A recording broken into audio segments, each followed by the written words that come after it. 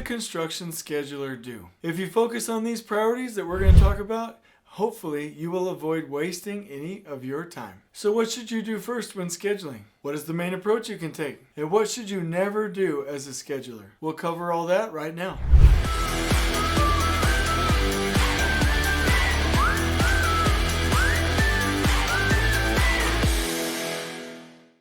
So we've already talked about in another video the key steps to becoming a construction scheduler, and some of the things that I want to repeat quickly here is that you'll learn Lean, you'll learn Takt planning, you'll learn Last Planner, and you'll learn Scrum. If you have those basic tools, then when you learn about Gantt charts and CPM schedules, it'll all kind of come clear and you'll have a really good base, you'll have a good reference, and hopefully you'll have standards that you live by as a scheduler. When you start on a project and you actually begin working with a project team, we always start with connection. So obviously, you'll get in there and you'll figure out who are your main points of contact. You'll have the superintendent, the project manager, probably the PE, and some assistant supers working with you as well. You'll get in there, get to know them, and build trust by creating rapport. Once you have that rapport, there is nothing better to a construction professional than to be listened to. So you'll ask, hey, what's the vision for this? How can I help, right? What is your overall strategy? What meeting system are you looking into? How do you want to build this project, right? Really get into it. Really get into this with the team and come up with a collaborative strategy where they feel listened to. And you're like, wow, that scheduling professional is really attentive and really careful, and I'm really excited to work with her or him. The next step after that is to really study the plans and specifications. Yes, you have rapport with the team. Yes, the team has now given you their vision, but there's nothing worse than a scheduler that doesn't really know anything about the project, hasn't studied the drawings, really is just like listening to the superintendent to do updates. That's really the worst thing, because real quick, let me just do a bit of a sidebar here. The process of, and especially through Zoom, let me just do this through Zoom or through Teams, of a superintendent communicating through the internet, through a meeting, or even in a physical meeting to the scheduler what needs to be done is just such a painful, horrific process, right? So the superintendent's like, well, I want to do such and such activity in zone A, but it's not in B. It's the same activity is in A and C, but it's 3 days shorter. And the scheduler's like, wait, what? What did you say?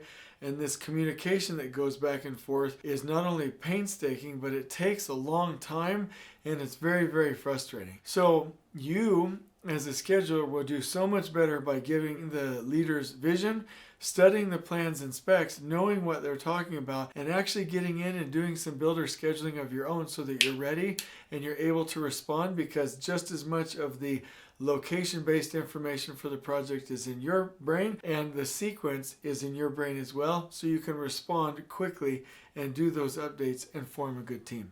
After studying the drawings, the absolute first thing you will do is create a macro level Takt plan. That macro level Takt plan will be shown on one page. It will show the structure for the overall project, the phases, the zones, generally how long you think the sequences will take, how each phase ties together, and the overall duration of the project. This is key before anything else happens, so that you can work with your PM and super to make sure that that plan has been reviewed and is substantially correct, and that you have the overall total project duration correct. And if they can't see the overall plan, then you better not start typing it into a computer to hide it even further. So the first thing you'll do is create a macro level Takt plan.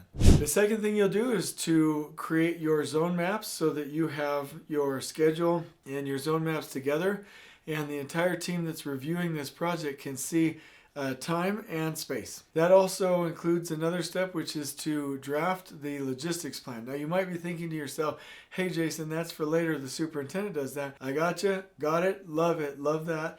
However, logistics is a part of your scheduling system, because we have to get things to the point of install for it to be installed on the date shown on the schedule. So it will always be, at a minimum, your macro level Takt, your zone maps, and your logistics plan developed right away for the supers to be able to interact with and correct and make sure that everyone is aligned. After that, I highly recommend you immediately then read the Division 1 specs, or the prime agreement contract language and take care of any CPM requirements. Now on the taktguide.com website, there's a CPM contract language section that you can use if you need help with it. But what I do want to say here is that you can, at that moment, take your macro level Takt plan, the plan that you have, and summarize it at a high level in CPM to deliver the owner what they want, take care of their contract requirements, their updates, their reports, their monthly narrative, and if God forbid, their scheduling consultant that might want these reports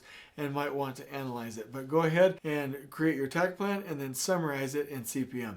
After that, you will engage the last planner system, which means that for specific phases, you will start helping the team pull plan. You will help them on the norm level Takt plan, which is what your pull plans and sequences will turn into, which is the day-to-day construction schedule on Takt. You will start doing 6-week make-ready look-ahead planning, weekly work planning, and day planning throughout the last planner system, and you will help the project teams with the implementation of that, including designing their trailers, their signage, giving them the tools, helping them on meetings, and providing training for the trade partners. Let me tell you a quick story.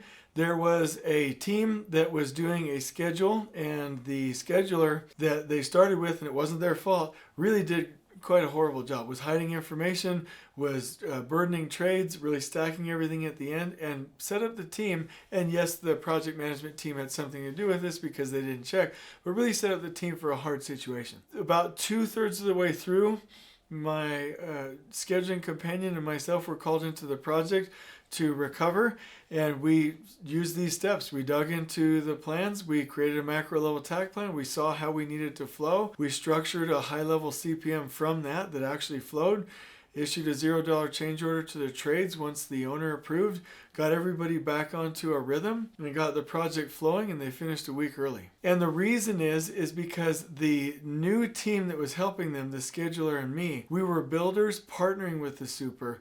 We didn't take it from the super and do our own thing in a silo, right? So we followed these same principles. And if you follow these principles, you can have a great experience with the project team. And so in the story I just told you, once everyone could see the schedule, once it was built off of a Takt plan, once they had the next 90 days, once they were doing pull plans together and look-ahead planning together, once they were doing weekly work planning together, and everyone could see the zone maps and the logistics plan, everyone started to accomplish things together. And so that's why they finished a week early, which is a true story. If you ever come to Arizona, I'll show it to you. But the bottom line is we have to have schedulers that support the team and know what they're doing and act like builders, not schedulers that take it from the team, do it in a silo, and put the team in a bad situation. Just remember, you work through people. So as long as you have a great first planner schedule and plan, and you've helped the team with their last planner system on the project site, you should be set as long as you had a correct